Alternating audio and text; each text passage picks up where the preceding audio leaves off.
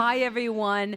Welcome to Ladies on a Roll. I'm your host, Celeste Davis, and today's topic is the movie Grease. Yes, Grease is the word. I absolutely wanted to do this movie after hearing Olivia Newton-John passing away recently.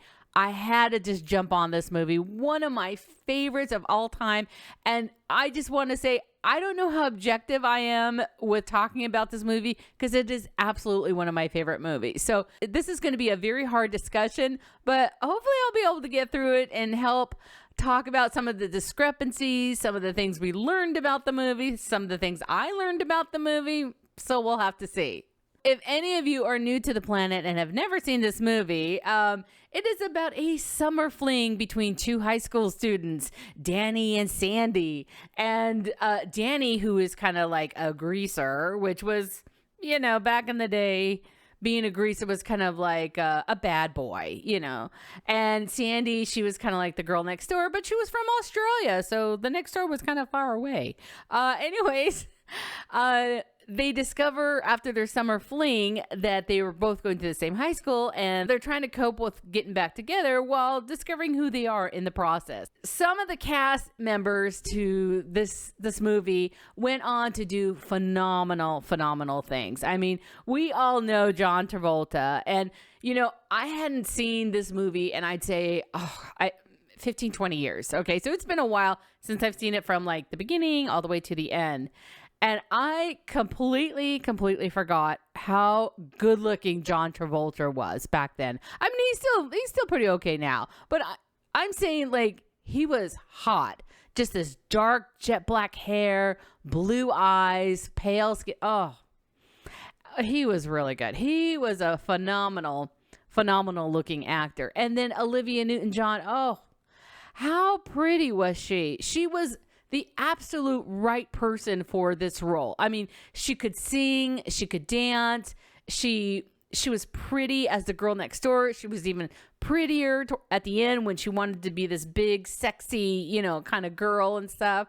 But, you know, it was the right cast. And we're going to talk a little bit later about some of the other people who could have been the Sandy in this movie, which when you think about it, it's like, how could they even have considered some of these other women? But we'll talk about that. Some of my favorite actors in this movie just are phenomenal actors even before they got here. So like Jeff Conway, for instance, was already a Broadway, you know, he was already doing Broadway. He did the Broadway version of Grease already before this movie. So he was an easy fill-in for his role. Actually, he played a different role in the Broadway version, but you know, he was a greaser. So back then greasers were phenomenal. Now, before I get too much into the actors, let's talk a little bit more about some of the movie itself. The exterior of the scenes that you see at the high school of Rydell High School was actually filmed at Venice High School in California. And then the interiors of Rydell was actually at another school in Huntington Park. It is quite a bit of a distance between the two high schools, so I'm not sure how everybody got back and forth, but anyways, there was that, and it all looked great. So like the dancing scene, you know, when they're all dancing inside, that was done at Huntington Park High School. So that's kind of cool to know. One of the things that I just found out was the 40th anniversary was in 2018. Oh my God. I can't believe it's been 40 years. Anyways, I got to see some of the clips. John Travolta and Olivia Newton-John, and Didi Cohen was there as well. And you know, she played Frenchie, in case you forgot which one she was, and it was really cute. They're all such nice people, you know. You just kind of want to hang out with them. They seem so nice. One of the things I was noticing when I was watching the film was that they have beginning credits, and you know that nowadays we don't have that level of beginning credits. I mean, it was telling you music supervisors and production, and you know, a lot of different people. Nowadays, all that information is at the very end. You don't quite see all of that. So one of the things I was noticing in the very beginning, I saw Barry Gibb's name under music supervision. And I was like, wait, what? Barry Gibb from the Bee Gees? Like, what's going on? So I looked this up and I'm like, what did Barry Gibb have to do with the movie Grease? Well, he wrote the theme song, the one that Frankie Valli sings. And I was like, what? Yes. So he was the one who wrote the song Grease and had Frankie Valli sing it. Now, he actually sings backup vocals to it, which was even more surprising. And even more interesting, I went to the Grease IMDb page, and I don't see his name there. Yeah, and he's not really credited that well for it, but he definitely wrote and helped sing that song. So that was very cool. One of the things I discovered too, this film made about $400 million. And back in 1978, that was huge. Huge thing. It was one of the highest grossing musicals until Mamma Mia came out in 2008. So it held that title for what, like 30 years? That's incredible. And all the music and memorabilia that came from this movie was a huge hit. You know, there was like an album that came out for this, and that sold really well. It said it ranked number 2 for the longest time. It never quite got to number 1, but my goodness, you know, it held the number 2 position. Here's the thing. Every time a song came up during the movie, I found myself either singing way out loud or just kind of mumbling it, you know, because I remember this word and that phrase and the melody and everything like that. So I loved it. You know, I loved remembering this movie. I loved watching it. I loved the songs. I mean, who couldn't love the songs? We all sang them. We all wanted to be part of this movie. I mean, I think that's what connects us to this movie is the song. One of the things I discovered about the song Look at Me, I'm Sandra Dee, the one that Rizzo is singing at the slumber party, is that song originally, you know, where she's like, she's referencing Elvis in it. Instead, it used to be a heartthrob named Sal Mineo. Never heard of him. I tried looking him up. I didn't find much information about him except he was a heartthrob. Anyways, he was murdered in 1976. And the writers decided to change the lyrics to Elvis. So you remember, you know, Rizzo, she's singing it. She's like, Elvis. Yeah, they changed it to Elvis. But here's the ironic or sad or tragic part of it all. Elvis died the same day they were filming that scene. I mean, that's kind of scary. That's a little scary. So anyways, I just thought that was kind of interesting to find out. I'm not sure if anyone has ever heard, but the production company was through Alan Carr. And Alan Carr was this very eccentric and kind of a little crazy kind of guy. And he was the one that kind of really put all of this together. And one of the things that he tried doing was he wanted a surf rock quartet to sing the song Grease Lightning. There was just talk about having the Beach Boys do that song. And I think about it now and it's like, wait, what? I can't even imagine that, you know? Can you imagine the Beach Boys singing Grease Lightning? It boggles my mind. I can't even envision it at all. I'm glad that the song was sang by the cast. They did that great dance scene in there. That was fun. That was exciting. You know, I just really cannot imagine that scene in any other way. A strange and fun fact is that the cast reportedly chewed 100,000 pieces of bubblegum during the shoot. Can you imagine that? I'm like, what? Who? Okay. You know what? That was the age. It's amazing because I remember growing up eating bubblegum, or I should say chewing bubblegum, because it was such a big deal to still do. I don't hear kids talking about having that enthusiasm, having that excitement to wanting to choose bubblegum. In fact, I remember so many conversations with my friends on which bubblegum was the best, because the one thing you wanted to do if you had bubblegum was to blow a bubble. So the big thing growing up for me was what bubblegum was the best one to blow a bubble with. And I can tell you, we used to always choose Hubba Bubba. Don't know if you guys remember that one or not. Anyways, I just thought that was kind of interesting that everyone chewed so much gum. I thought a lot about how this movie would hold up today, and it would absolutely not hold up. You could not have the same scenes, dialogue, etc. This is a movie, even back in 1978, that you had to just go with in order to like it and believe it. Because if you didn't go with it, then you would not like it. And believe it or not, this was a movie that was not well received by critics, but it did amazing in the theaters. So some of the discrepancies of the movie, I mean, are really pertinent to back then when they were supposedly in high school. And here's one thing that kind of struck me was that no one really is in class and no one really cares at being at school. So that was kind of strange. There's no parents in sight. You see absolutely no parents. You don't see Frenchie's parents when they're at the house. You don't see any of the kids' parents. You just see some adults at the high school, some of the staff members, principals, teachers, coach, etc. But you do not see an adult saying, hey, Sandy, maybe you should not go out at night. Or, hey, Rizzo, we don't appreciate you going out and sneaking off with your boyfriend. No, there's none of that. It is all adult free type of thing. There's also a quick homophobic jab to that poor nerdy Eugene guy. And, it just kind of gets brushed off like, ha ha, Eugene, you're gay. It's like, what?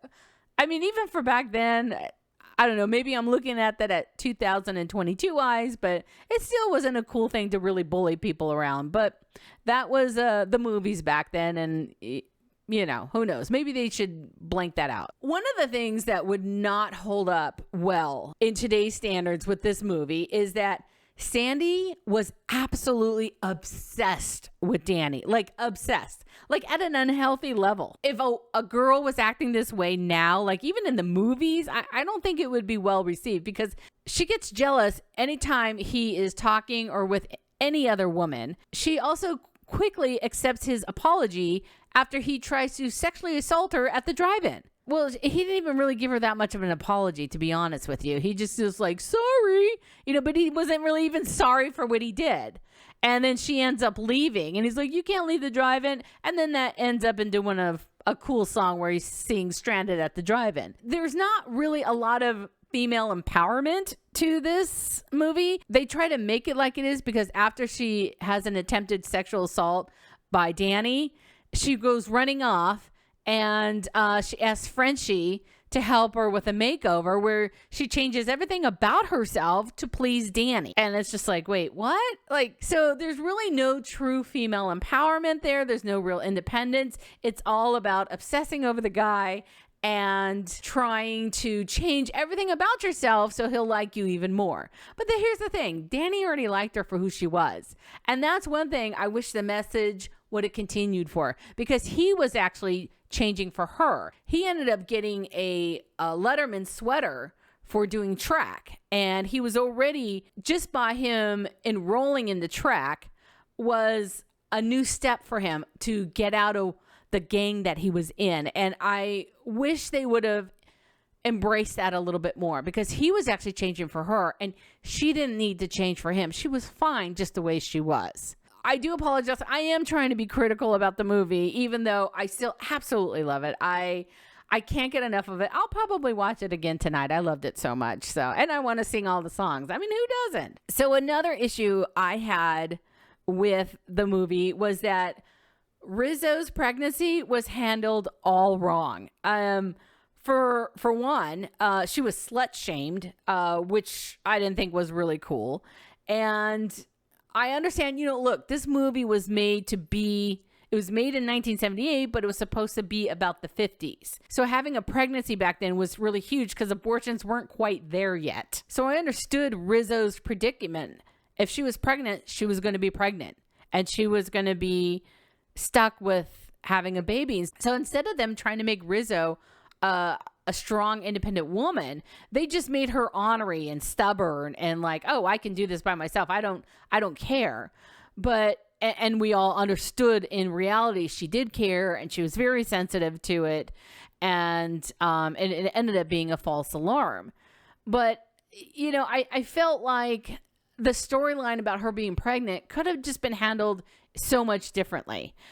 At the same time, her pregnancy was a funny thing because when she was at the drive-in and she tells Marty that she thinks she's pregnant because she missed her period, Marty's like, oh yeah, I won't tell anybody. As Rizzo's walking behind the cars, the gossip of her being pregnant is following her as she walks behind it, and then gets all the way up to Kaniski, and then he confronts her about it. So I thought that was kind of like a funny scene, and it kind of makes me laugh every single time. But, and again, true to life, this is not a really cool message to give to girls about pregnancy and all that sort of stuff. So I think I wish they would have had a better perspective on how to handle that. But I do understand it was the 1950s, and, you know, it was a very different time then. So, you know, a lot of these discrepancies I would easily let go, and I do easily let go because the movie's great. It is a cute musical. It's a cute movie. I love all the characters. I love the way they play them.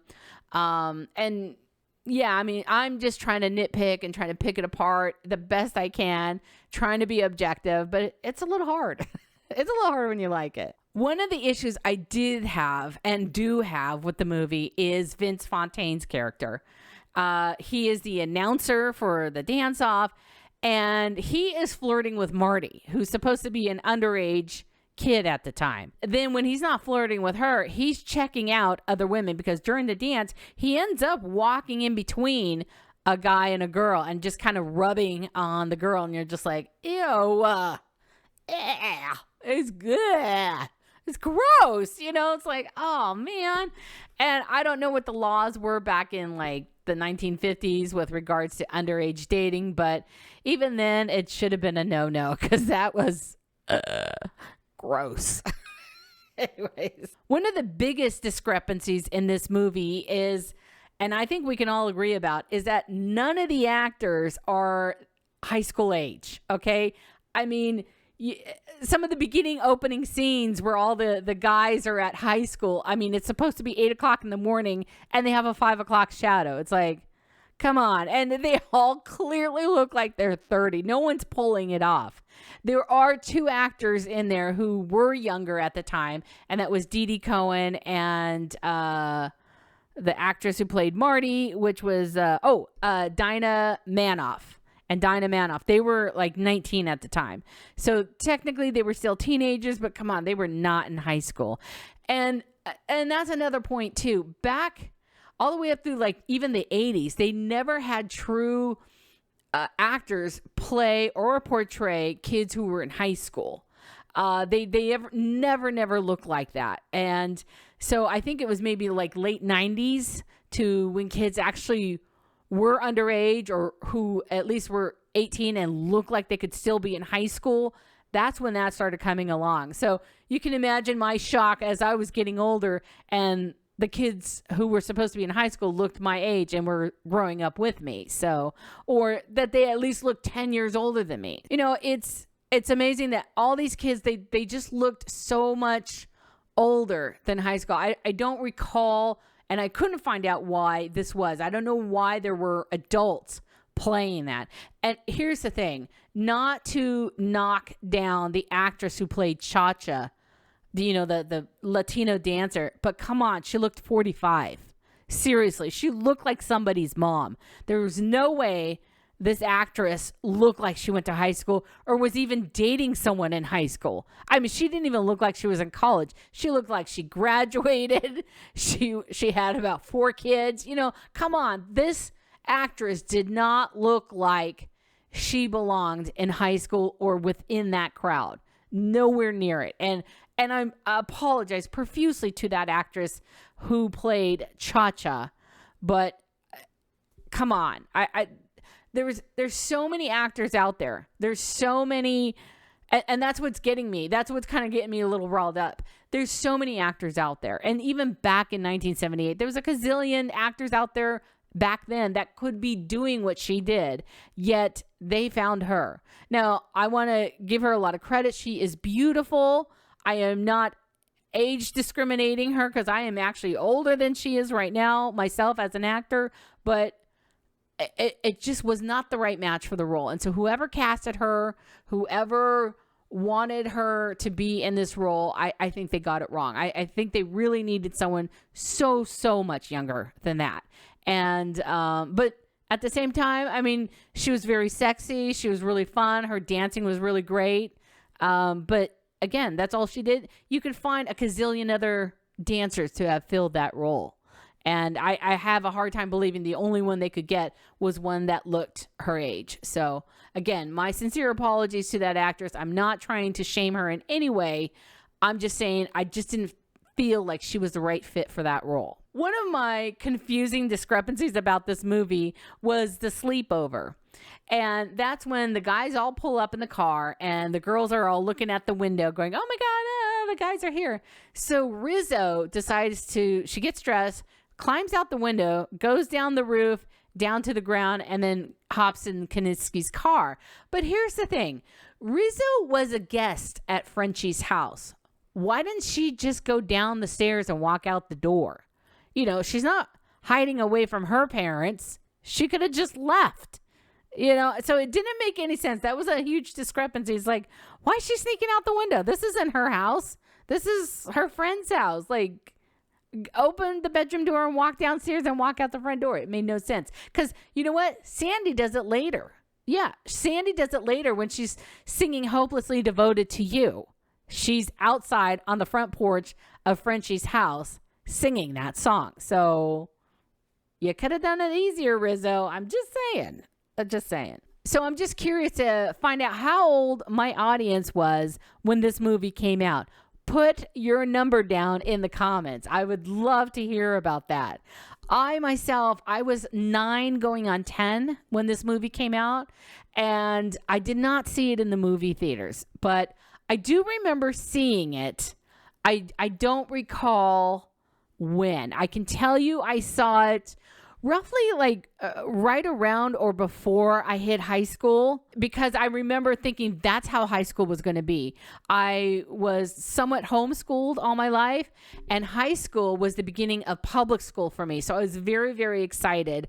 And I remember thinking that this was how high school was going to be. And you know what? It actually was very similar to that. It was similar in terms of style, you know, how everybody was categorized, but it was a little bit of a bubble pop. I mean, it wasn't as exciting and fun as I thought it was going to be. I think, too, I kind of really resonated with Frenchie, because when I went to public high school, I hung out with kind of like the heavy metal crowd, because I just didn't really know anybody. And that's who like my first friend started hanging out with. And, you know, and then as the friends started growing, that's what they believed into. They started listening to all that heavy metal music. So I kind of was like with the bad girl team, I guess you can say, kind of like the Pink Ladies, except we didn't have matching jackets. And I felt like I could relate to Frenchie because I was always a big softie to an underdog, you know, somebody like Sandy. I was kind of protective of that. And at the same time, I was unsure of myself. You know, Frenchie was very unsure of herself, and I don't know. And plus, she's very sweet, and I thought I was a nice person in high school. Who knows? I could have been a raging bitch, but oh well. If you knew me in high school, you're more than welcome to put a comment like, Celeste Davis was a raging bitch. I don't care. That's fine. I probably was a snot anyways.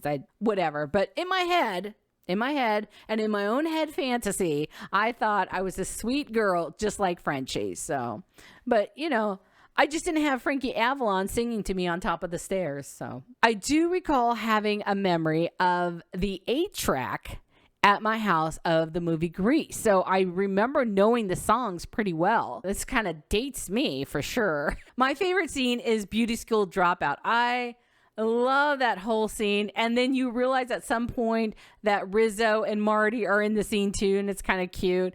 I love the whole thing, the whole message. It's very cute, and it's really fun. One of the things I discovered about the scene was Frankie Avalon was really scared to do it because he felt the stairs were too high, and he was really, really fussing about it. So they put a bunch of mattresses like all around it so he wouldn't worry.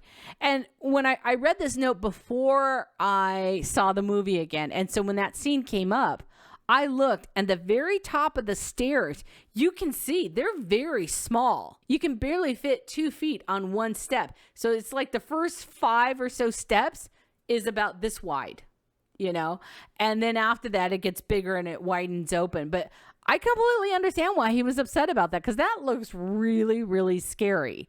But the scene, you know what?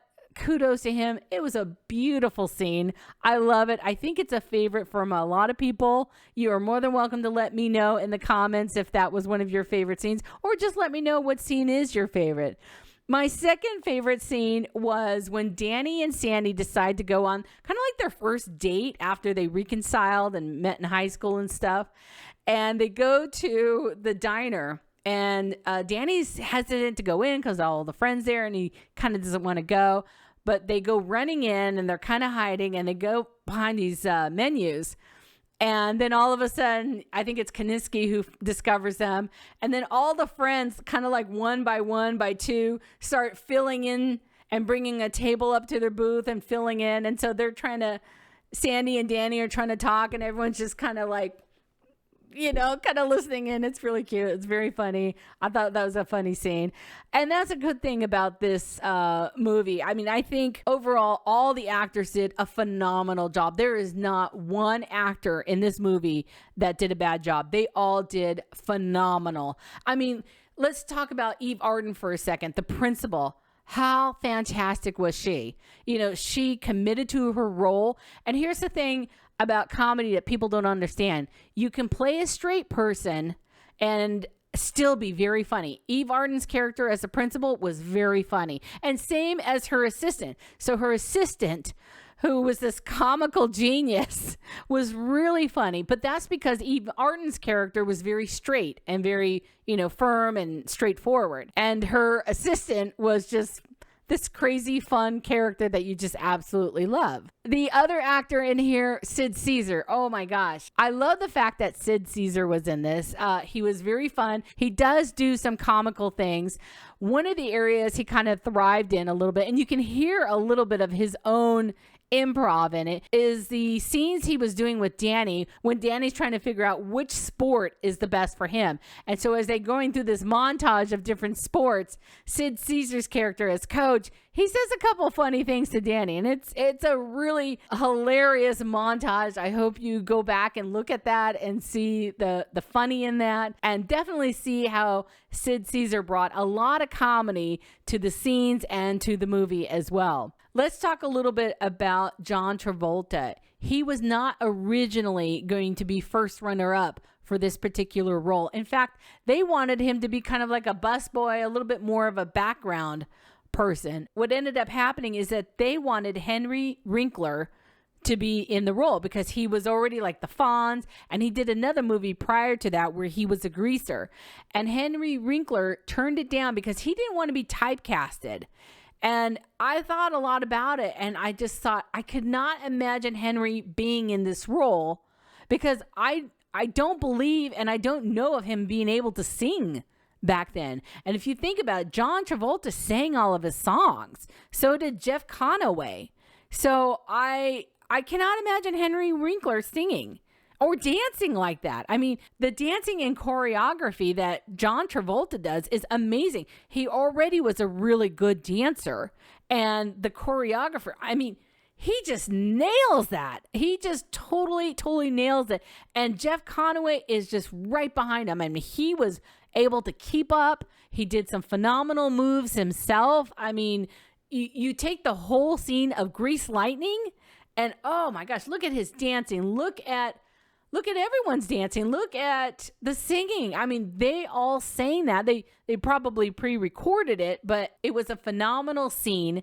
It was a phenomenal dance number, and you just can't get enough of it. Also, in that scene, while they're singing, when they're first starting to sing out, look to the left of the screen where there's a couple guys sitting at a table, and they're actually sitting there in shock because there's a musical going on. I thought that was kind of a funny moment that doesn't quite get a lot of attention, but it's a little hidden treasure there. So the next time you're watching that scene, take a look to the left side of the screen where you see some guys sitting at a table, and they're just sitting there like this.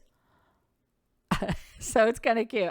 I'll think you enjoy it. So Olivia Newton-John's role, I absolutely cannot think of anyone else who could be in that role. She was perfect. She sang all the songs. I mean, she had a beautiful voice too. And you know what? Her character was someone I really loved. So I cannot imagine anyone else doing it. But there were other women up for this role.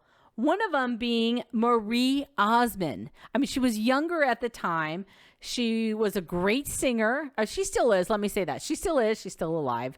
But she was the first contender for this role. The only reason why she declined the role was because at the time she's a very serious Mormon, and she felt like it would go against her own moral judgment, because Sandy ends up turning into kind of like a bad girl transformation, and she wasn't about that. So she declined the role.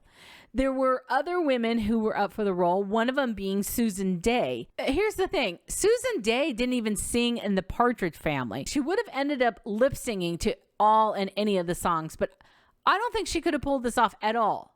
At all. Because the believable part about Sandy and Olivia Newton-John is that she is singing those songs. Susan Day would not be singing the songs. And the only reason why she was being considered is because the Partridge Family had already ended and they were looking for someone popular and a girl next door type of look. But honestly, Susan Day would not have been able to carry that off. So I'm so glad that Olivia Newton-John got the role. And here's the thing. Olivia Newton-John got the role because John Travolta had a say-so in that. He was the one who was able to convince Alan Carr, the guy who was in charge of all the production of this, to hire her. And look at where the movie ended up being. She was phenomenal in this role. And anyone who says otherwise is itching for a fight. Olivia Newton-John was perfect for this role. I learned too that they ended up changing just a small couple facts about it just so Olivia Newton-John could be in this role. So they had to make her from Australia, and then they also changed the last name to Olsen. The other name was like a stupid name. It was like Dumb Cough or something like that. Anyways, I'm glad they brought her in, and then they just said that the reason why she was at the high school was because she didn't move back to Australia. So that was a good enough reason. We all bought it and moved on, and there it is. Here is a really interesting fact about Rizzo, which is Stockard Channing's role. The original role was offered to Lucille Ball's daughter, Lucy Arnaz. And Lucille Ball didn't want Lucy to do it because she felt it was too much of a promiscuous role. And back then, there was all sorts of types. There was all sorts of stereotypes to actors, and that's why Henry Winkler didn't want to do the role, because he didn't want to be stereotyped. And if Lucy Arnaz did this, she might have been stereotyped into promiscuous roles. And at the time, Lucille Ball had already gone through her own discrimination through the industry, and so I think she was just being very protective of Lucy, her daughter, and that's why she didn't get the role. At the same time, I think it would have been interesting if Lucy Arnaz had it. She was a little bit younger than Stockard Channing was at the time. But again, Stockard Channing did a great job, even though she was 33. Yes, Stockard Channing was 33 when she did this role. And let me say, Stockard Channing is a beautiful woman. And I thought she did a really great job with this role. But again, there are so many actors in this movie that are not even close to being in high school, her being one of them, but she did really good with what she had. So I do think it would have been an interesting choice to see Lucy Arnaz, but I will take Stockard Channing because I felt like she did a great job. And she sang in it as well. Lucy Arnaz, by the way, can sing, so I just want to say that. So Jeff Conaway was an interesting choice for Kaniski. He actually was in the Broadway version of Grease. He played a different role, but I was really glad to see him in this. Now, Jeff was a really interesting actor because he ended up going on to one of my favorite TV shows called Taxi. And I wanted to find out when this was, because it's right at the same time. Like, the movie came out in 1978 and he started Taxi in 1978. So I wanted to see which one came first. And actually the movie came first and then he started doing Taxi. So I found that really interesting. And the cool thing is Jeff Conaway was a really good looking guy. And I remember seeing Taxi, not when it aired, but later on, thinking that Jeff was a really cute guy. And he was a really good looking guy. It's very sad and tragic that he died about 10 years ago, actually. So Jeff ended up having a pretty decent career. He went on to do different roles and guest appearances here and there, but he stayed active. And in fact, when I went to go look at his IMDb right now, it shows that he is current with 3 movies since he passed.